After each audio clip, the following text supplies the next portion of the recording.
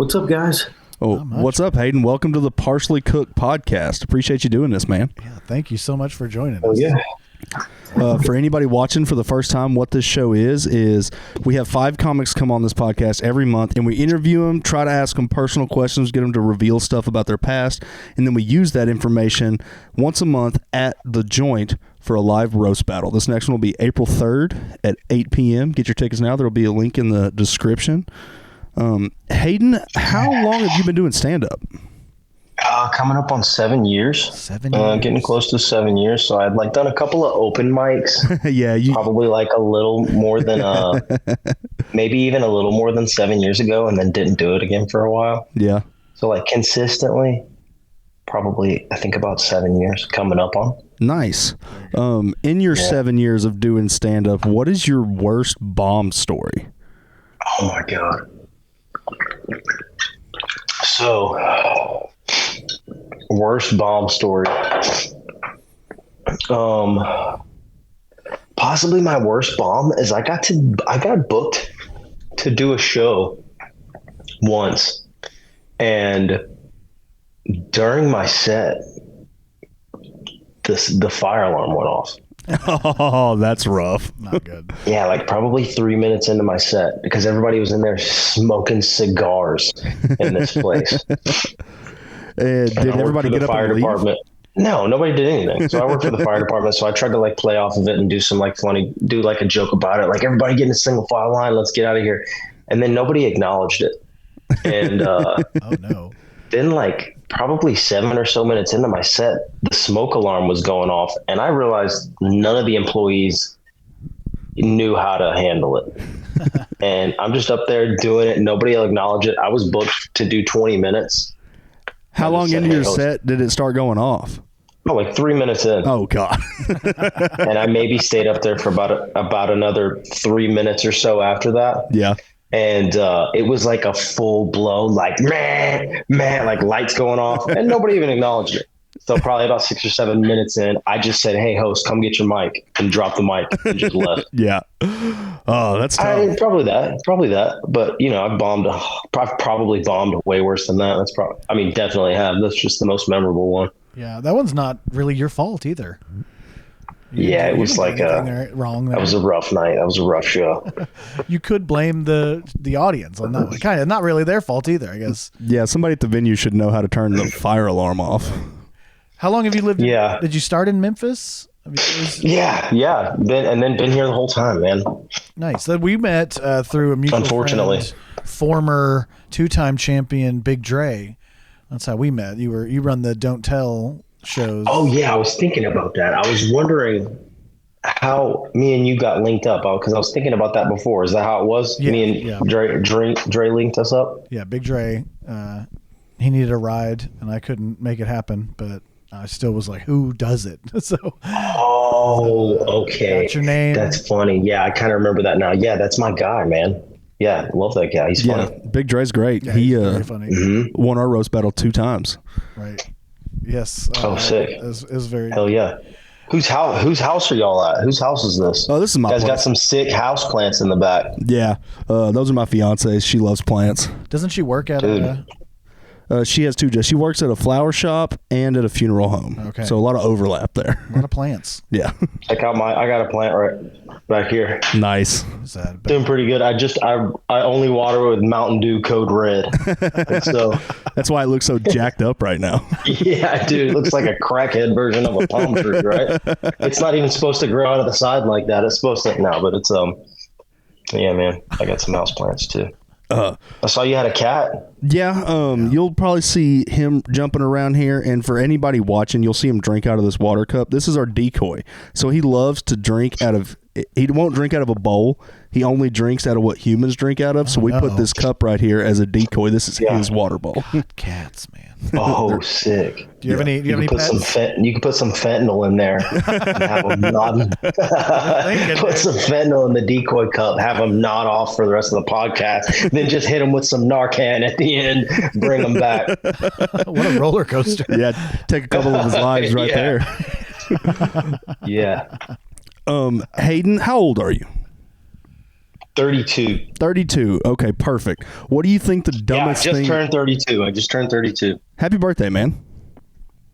Thanks, man. Happy birthday. What do you think the dumbest thing you did in your 20s was?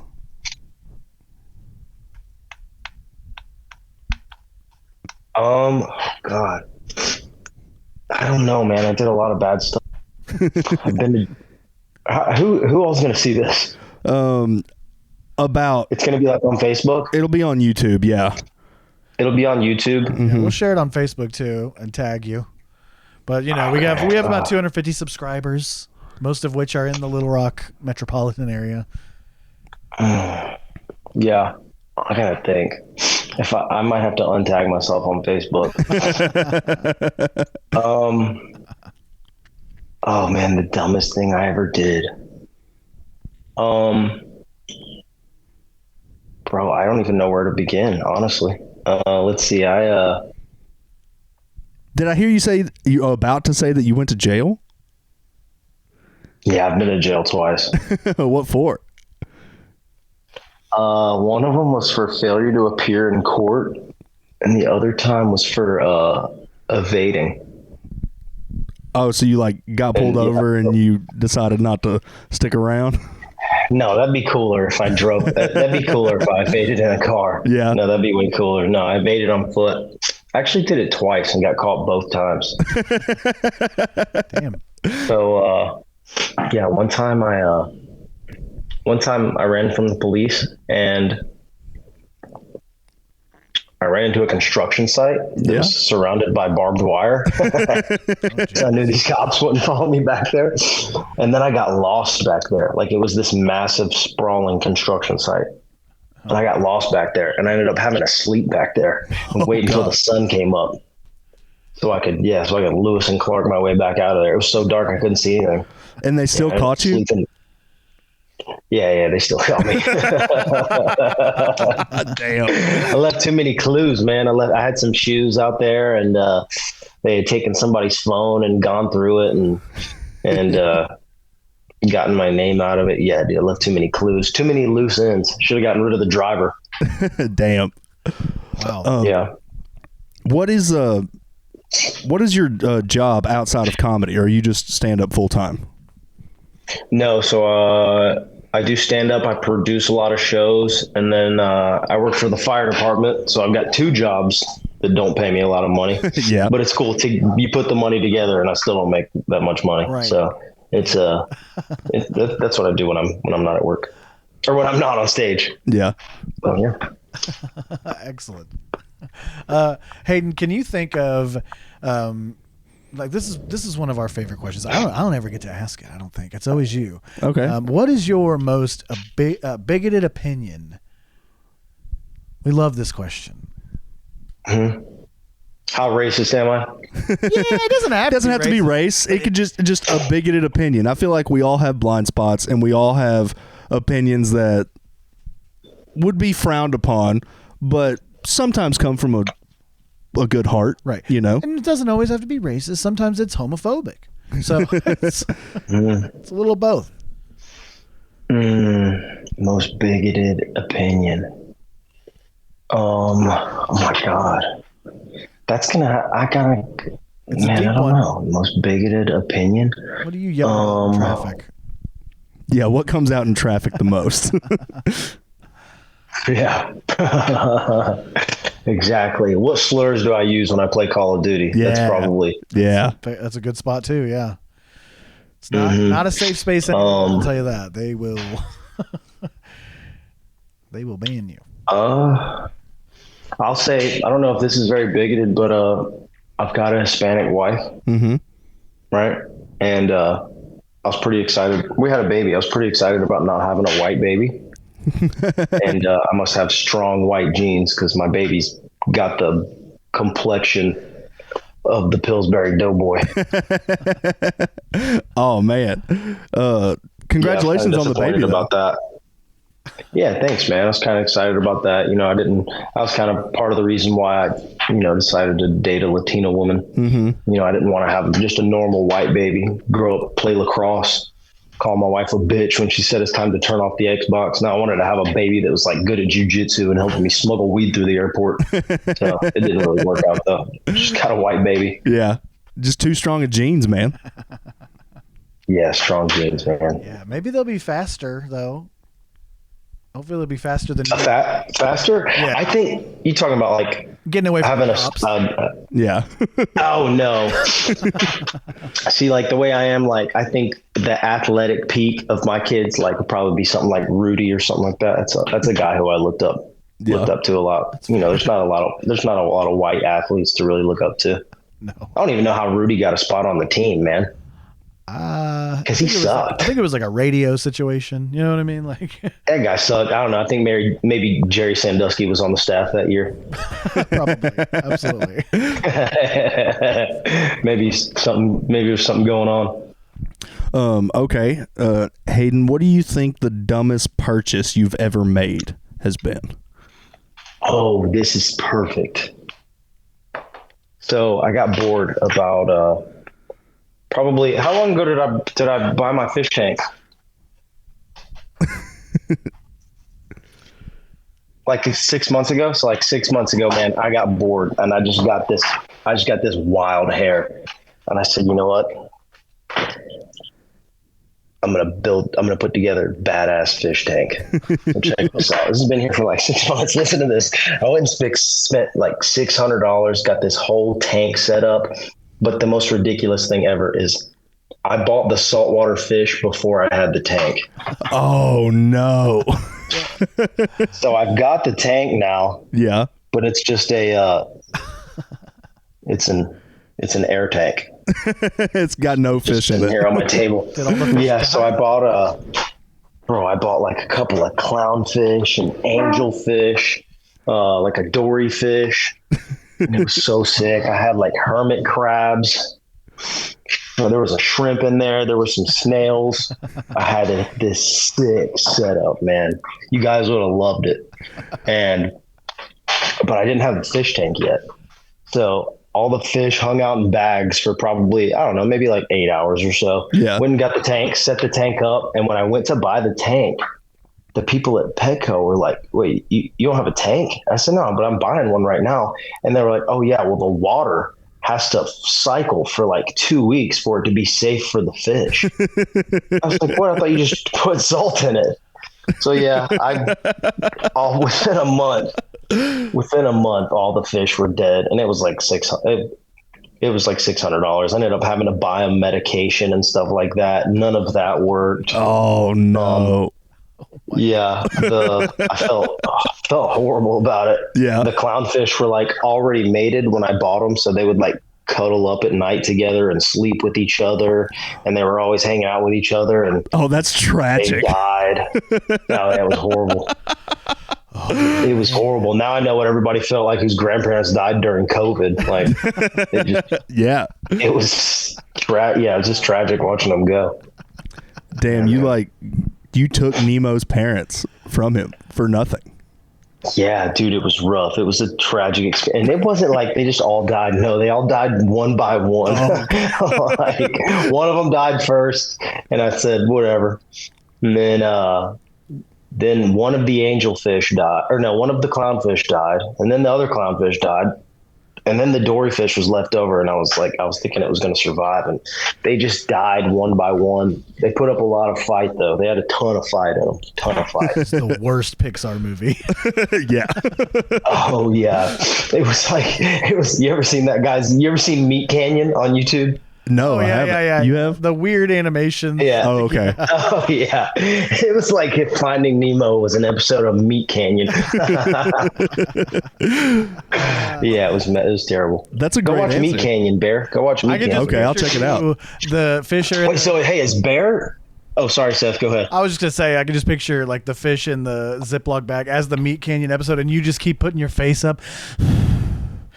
Yeah, pouring Mountain Dew Code Red in there, trying to get them jolted and bring them back. It works for the tree. That's what I drink. Yeah, that's what I drink when I'm not feeling good. Hey, so is Bear your stage name? Bair is my last name. My name is David Bair, and I just don't go by David. Okay. I just prefer to go by my last name. You just go by Bear. Yeah.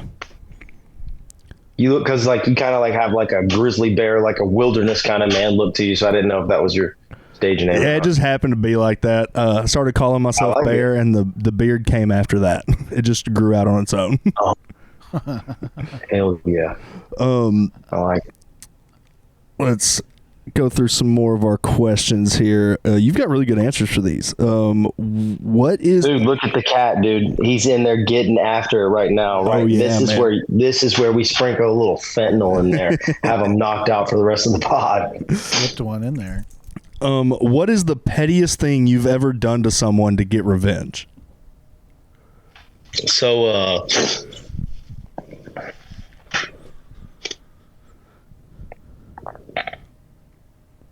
few years ago,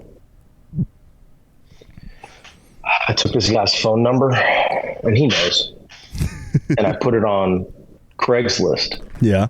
And I got on there and said, hey, I did this whole long post as a girl, and I said, here's my phone number. The biggest, best dick pic gets to have sex with me. And it was like I did the post as like, I don't know, saying that I was a young 25-year-old girl, and then left his phone number. And this dude had like a database of dick pics. I mean, he was getting them nonstop, constantly. Oh, that's great. And, what did he do to piss you off? Was it a buddy of yours, or... I don't think he did anything to piss me off. I think I just thought it was funny. Oh my God. That's great. Diabolical. Yeah, then he did it to me too. He did it to me, and I was getting a bunch of them for like 2 weeks. And I had this one guy text me a picture. It was like disgusting the whole time. It just wouldn't stop. And then this one guy texted me a picture of it hanging over his thigh. I mean, I'm not even kidding. It was like it looked like a slab of bologna. It was huge. And I said, I got to save this one. I saved that one. I still got it. So I'll send that over to you guys. Yeah, definitely not giving you my phone number. But yeah, we did that to each other. It was, it's pretty unfortunate. I don't think you can do that on Craigslist anymore. I think there's like a some type of feature where if you're putting somebody's phone number in, they've got to like get a confirmation text, which is probably smart. That's probably safe. You know what I mean? That's probably a good thing to do for people. Oh, that's so funny, dude. That's like putting somebody's phone number in like porn comments. Yeah, I was thinking you were going to say giving it to like that you're inquiring about insurance. Like health insurance? Oh, see, I put a guy's phone number on Craigslist one time and said I had a bunch of free chickens. And that guy's phone was getting blown up with text message and phone calls. The dick story, the dick pic story, I thought that was cooler though. Yes, it's mean. Look, what do you guys think about this backdrop right now? How like you guys got a tree in the back, so I'm just like kind of. It's giving like Michael Scott vibes. It's kind of a nice aesthetic though. Yeah. See, this is like I'm in a cubicle, but this right is like I'm in a tropical cubicle. This is like where they take you aside and you do like the confession about your other coworkers in the cubicles. You're like, yeah, I don't like working with Ross. I don't like working with Derek. Oh yeah, exactly. I'll say, hey, a palm tree, I'll snitch. It'll make me snitch all day. What is a conspiracy theory that you low-key believe? The big chug, dude. Hell yeah. The Holocaust never happened. The Holocaust. No, I'm just kidding.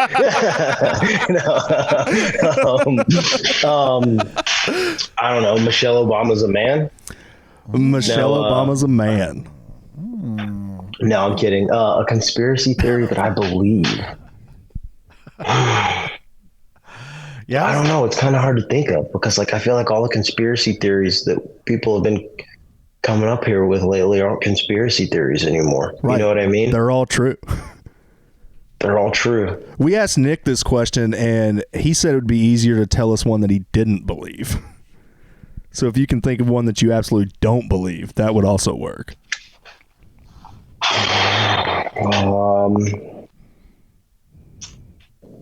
I don't believe the Earth is flat. I was talking to somebody about that the other day. Yeah. Neither of you are flat earthers, right? No, of course not. Well, I can't speak for Seth, but I'm definitely not. I don't know. It'd be Seth is a flat earth. I'm not a flat earther, but I am a hollow earther. Hollow Earth's a fun one. Hollow Earth. Hollow Earth. Yes, the deep within that's a real thing? Yeah, that people have different theories of it, but mostly the general consensus is that the lost tribes of Israel, a couple thousand years ago, or whenever it was, made their way to Antarctica through the ice and through a hole and into the hollow earth. And it's there that for millennia they have thrived in technology without war.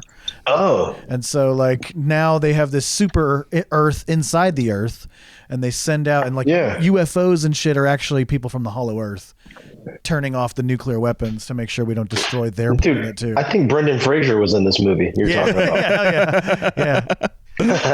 You just smoked DMT and watched that Brendan Fraser movie. Journey to the Center of the Earth. Journey to the Center of the Earth. Yeah, dude. Yeah. That's a good one, yeah.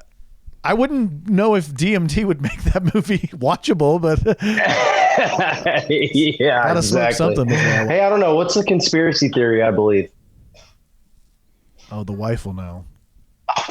She said Atlantis. She Atlantis. tried to make me watch this We sat down to watch this documentary last night, and it was like The Lost Mysteries of Atlantis. And I was like, I don't feel like watching a Disney movie right now. And she was like, no, it's real. And I was like, I'm not about to watch a documentary that they say is real that's based off of a Disney cartoon. That's like the people who watch Finding Bigfoot. And they say they're watching a National Geographic documentary. They never find Bigfoot. I don't want to spoil it for you guys, but they don't ever find Bigfoot. Dude, we actually talked about this with Nick too. I don't know if they covered it in that documentary, but the Richat structure, I don't know how to pronounce it, in the Sahara is supposedly where a lot of people think Atlantis was. And that's a fun YouTube rabbit hole to go down, man. So it's funny. So I thought Atlantis was like the underground or the underwater city where mermaids and shit live. And we watched a little bit last night. I was like, I don't want to watch this. And then we're like 10 minutes in, and it was like a city that was, flooded. Yeah. I've always thought it was like the cartoon with like Neptune and his trident. You know what I mean? And, and the little mermaids hanging out down there and stuff like. I always thought it was that, but it was actually like an actual city. So yeah, you reminded me. And then we ended up watching some. Plato wrote about it. That's why everybody thinks that it might be real, is because Plato. Mm-hmm. And his buddy Pliny the Younger. You know about him? No. You know about Pliny the Younger? No. It's just one of the guys that was in the documentary last night. He sounded like a big Atlantis guy, so I thought maybe you would. Apparently, I need to catch up on my Atlantis lore. Yeah, there's a documentary on Amazon Prime. You can check that out. Hell yeah. Okay, I will. I do. I like the Atlantis stuff. It's fun to think. It's one of those lost human antiquity, that maybe Egypt could have been Atlantis at one point, but before the big reset. Who knows? Mm-hmm. Nobody knows. Yeah, advanced ancient civilizations always baffle me. I love Graham Hancock. I love reading his books.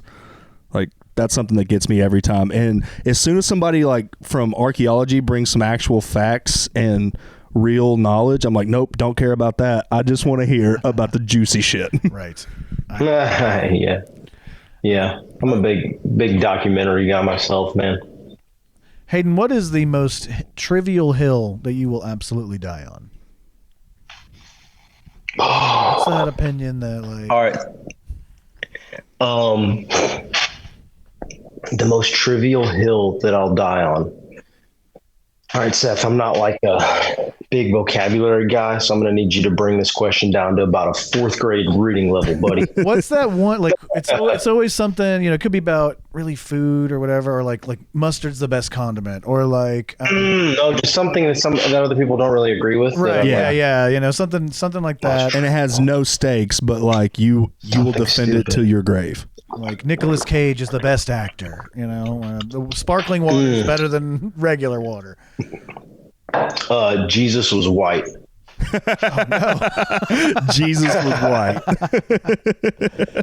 Jesus was a white guy, 100%. Could have happened. I mean, maybe It's possible. I mean, yeah, he was out there in the Middle East. Everybody else out there was brown, but Jesus was a blue-haired or blue-eyed, dirty blonde hair, blue-haired. Jesus was an alien. Jesus was I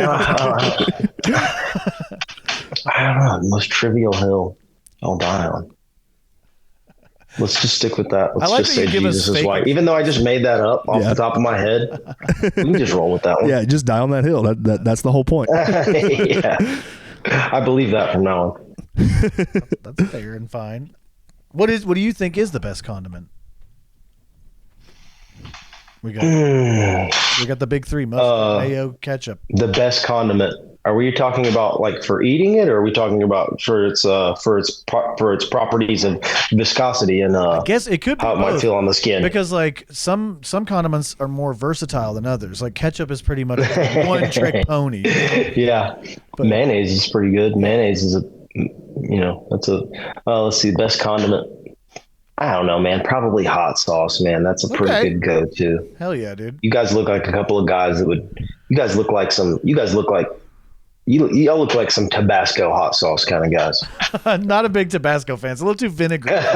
So I used to hate hot sauce until this show used to be called Set with the Bet, where we had comics do wacky things during their set, and I lost a bet one time and had to do a set with hot sauce that was 6 million Scovilles. And wow, yeah, I had a spoonful of that and then did a 7-minute set, no water, no nothing, and like I almost died. I'm pretty sure I threw up on stage, but after that, I have loved fucking hot sauce. Weird. Yeah, like it gave me tolerance. That's crazy. Yeah, 6 million Scovilles. It is like a Sounds like a lot. experience. Like the come down from a heat after you take a big wad of hot sauce. The come down is like euphoric. It's very similar to getting high. Yeah, that was at the time. It was the second hottest hot sauce in the world. Oh God, 6 million Scovilles is absurd. Like for instance, I think Tabasco is like 70,000 Scovilles, so it's like nothing. Oh, 6 million is a lot. It's absurd. 6 million, crazy. That's the Tom Brady of hot sauces. Yeah. Hot sauces. Yeah, it's that hot That's sauce. a lot. It's not the second hottest in the world anymore. So now it does used cars commercials. Yeah. Oh, that's great. I have to try that. I'll have to send that on over. So Hayden, you've been doing stand up for 7 years. I like to know. We like to know. Who's on your comedy Mount Rushmore, and this isn't about like who the best is, the greats. It's about who's influenced you the most. The 4 comics that you really helped mold you to who you are. I really liked Jim Carrey growing up, so that's a good one. I just always liked his movies. You're the first one to say Jim Carrey. Yeah, that's the first time we've gotten Jim Carrey. Yeah, I always thought his movies were funny. Oh yeah. Oh yeah, he's great. I always liked him growing up. He had a lot of good movies, and so many comics. I always like to watch him. Or so many comics in the 90s, early 2000s, you didn't, you liked Jim Carrey. It's like they were just doing so many of his inflections, and like it was like Jim Carrey had such an influence on stand-up in the early 2000s. It was absurd. Most definitely. And his run of movies that he did for probably over a decade was like, he was, The Mask and Liar Liar, and stuff like that, and then even all the way into The Grinch, man. I mean, like so many movies he's done were all great. Even now, let's Sonic see. the Hedgehog, dude, like he carries that movie. Mm-hmm. Oh yeah, exactly. A series of unfortunate events, dude. Count Olaf. Yeah. Come on now, man. He was perfect. Don't for sleep that on role. Jim Your Mount Carrey. Rushmore is just 4 different Jim Carrey characters. Yeah. Let's see. People who have like influenced me. That's kind of a hard one. Him. And then we got to do stand up. Like, of course, I love Dave Chappelle and Bill Burr today. That's 3. 2 very good. Baby woke up. That's a problem. And then a 4th one. We need a 4th one. Let's go with Should I mix in a female? Like, is that something like You can. It's up to do you. that? Frown upon that. No. Oh, I've already, yeah. I got a black guy in there, so that's Yeah, you're good. that's probably, so I'm good. Dave Chappelle. Dude, you're funny Bill as shit, Burr. Hayden. I had Jim Carrey in there. You're so funny, man. And then, who did I like? Who's a comic that I used to love? Bill Cosby. Let's go with Bill Cosby. You are second Bill Cosby. Yeah. Yeah, but I like more what Bill Cosby's done over the last 5 years as opposed to like wasn't a big fan of what was his TV show? The Cosby Show. I was gonna say the Huxtables. Yeah. Stupid. Yeah, the Cosby Show, of course. Yeah, not a big fan of I'm more, his work over the last 5 years or so. No. Slowly dying. Man, I don't know. I used to really like Jim Gaffigan as well, and he's really funny in a different kind of way. Yeah. That's pretty unique today, I think. And I mean, the guy's like doing 100% clean, and doing arenas and stuff. That's pretty wild. Yeah. Right. You could probably count on two hands the amount of comics present day that can sell out arenas consistently by themselves. Right. And he's one of them. That's 100%. That's a great Mount Rushmore, dude. Those are four good ones, man. He's funny. His Hot Pocket joke, one of the best jokes. Oh, I think about ever. that joke probably every time I go to the grocery store. Anytime I see Yeah, Hot man, he's Pockets, great. He has ruined it. We're coming towards the end. Hayden, do you have any shows coming up that you want to pump up? We got the show here on the 4th. On the 3rd, 4-3. Yeah, the 3rd. Yeah, so we're doing that on the 3rd. That'll be fun. Where's that at? The Joint? The Joint. In North Little Rock. Beautiful. That's right. Yeah, I'm crime-free. pumped to do that, man. I haven't been to the Joint in at least a couple years, man. I've done that mic there a few times. That's a really nice spot. Yeah, it's beautiful. So pumped for that. Got a show with Don't Tell Comedy April 4th in Midtown Memphis. Another one with Don't Tell Comedy April 5th in Collierville. And then we got a show down in Oxford April 11th. Wow. Nice. So Busy. just a few things coming up. Busy Hell yeah. weekend next week. Thursday, Friday, Saturday. Good deal, dude. Yeah, man, I'm pumped for that. So when you hit me up, it'll be busy, but I'll be off work and, man, just happy to grind it out and, get on stage for what I've heard is a pretty awesome show on Thursday, and then round it out with a couple more that weekend. Yeah, man, pretty pumped about it. It's going to be fun. Hell yeah. Let our audience know your socials so they can know where to find you. Yeah. So I think everything is just Hayden Mac. Hayden, Hayden MAC. Nice. And then that's what I don't really get on TikTok anymore, but that's what my Instagram is. That's the main thing I use. There's a Don't Tell Memphis page. Hayden Mac. Oh yeah. Yeah, the Don't Tell Memphis page. That's got a lot of updates for local Don't Tell shows. Well, and not so much updates as it is just like pictures and reels and some videos from past shows and stuff like that. Yeah, and they post like the ticket links to shows on there too, so you know where it's going to be, or not. You don't know where it's going to be. You know when it's going to be. That's the trick. Yeah. So it'll tell you that. Yeah. So you'll know the time. You'll know the general location, as in like the neighborhood. Mm-hmm. And then the date, of course, and then you get a reveal email the morning of the show. It says, "All right, hey, here's the show, or here's where the show is. Doors open 30 minutes before showtime. So show's at 8, doors open at 7:30. And of course you don't know who the comics are, until the comics take the stage.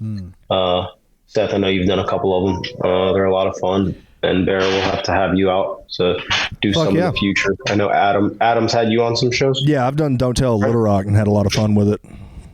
Yeah, and he spoke highly of you. So, yeah, man, we'll definitely make that happen. Yeah, Fuck yeah, great. appreciate that, We're real man. lucky to have Adam out here. He's doing a good job. Yeah, man. Yeah, the what Don't Tell does for like kind of local shows in the scene, man, is they take so much stress out of it and make it to where you can really just focus on production and having a great show, man. They take care of promo and marketing. They take care of getting folks paid. And it's just a whole nother level of just being able to focus on, all right, let's focus on making this a great show. Let's focus on our sets. Let's focus on production. And you don't have to stress all week about, ticket sales, for one, because that's really not our job and what we're doing with the producing. But, the main reason is, man, they're so good at it. Yeah. I mean, I remember when I first started doing it, I was like, hey, I don't know how to sell tickets. Like I don't know how to do it. And they were like, no, we got that covered. You take care of the other stuff. They were like, we've got the ticket sales covered. And man, they do. You guys have seen the shows out there. I know Seth. I think that both of the shows we've had you on out here, I know they were smaller shows, but they were both sold out. And man, they just kill it on sales. A not sold out Don't Tell. Yeah, every Don't Tell I've done has been sold out. Right, every single time. Every time I see one, it's like we are sold out. Fayetteville, Oklahoma City, Tulsa, they're all selling out. It's it's absurd. Yeah, man, they're absolutely killing it. And you never know. But they're doing a lot of. You might be doing stand-up in front of a Triceratops skeleton, you never know. Crazy. But they're doing really well, and they're just doing a lot of what they're doing for local scenes is really cool. Because out here in Memphis or out there in Little Rock, like out here in Memphis, I mean, they're basically just they've given us like another club to work. Yeah. Right. Just these, because we've gotten to where we're doing about 5 or 6 shows a month, almost 2 shows every weekend. So it's been great, man. It's been great. Nice. We'll have to get you out here again, Seth, and then get you on some stuff, Bear. Bring your cat with you. What's your cat's name? His name's Coda. Coda. Yep. You look like you'd have a cat named Coda. Are you kind of like a wilderness guy? I grew up on a ranch. I love the outdoors. I hunted my whole life. Yeah, that's my jam. Coda. Hell yeah. I like it. Wish man. He had a Coda. You can bring him with you. The code of conduct, boo. He's over there asleep now. He's actually staring up at the TV. Oh, dude, I'm telling you, he got some of that fentanyl that you guys put in that cup, dude. He's over there feeling good right now. Dude, call the fire department. Get them to hit him with some Narcan. I think we've got some Narcan on this bookshelf behind me, actually, just in case. Good deal. Oh, hell yeah. A little display Narcan back there. Been waiting to get used. Well, thank you so much, Hayden, for taking the time. We appreciate you. And we will see you on Thursday, April 3rd. I mean, really enjoyed this interview, man. Thanks for doing it. We'll see you next time, dude. Yeah, April 3rd. What's showtime? How ridiculous is that I'm asking that on here? 8 p.m. 8 p.m. Yeah, we ask all the comics to get there by 7:30 just so we can go over the format and everything. Hell yeah. Cool, guys. Pumped about it. And I'll see you guys there. All right. Thanks for having me. Thanks again, dude. Take it easy. All right. Yep. Later, y'all. See y'all soon. Running a business is hard in many ways, especially when it comes to tech. Not only do you have to maintain your business, but you've also got to maintain a network for you and your clients, keeping yourselves and your customers connected to the world. And who knows who can hack into your information, accessing sensitive files? And what do these wires even do? You don't have to do this alone. Call the experts at Professional Computer Services Incorporated. They've got master technicians that can help you navigate the wild world of networking. They can set up security against cyber attacks. And they'll be there to tell you that it's actually not a networking issue. We're being attacked by a foreign entity, and it's the end of the world. Time to bug out. IT doesn't have to be scary. Call Professional Computer Services Incorporated.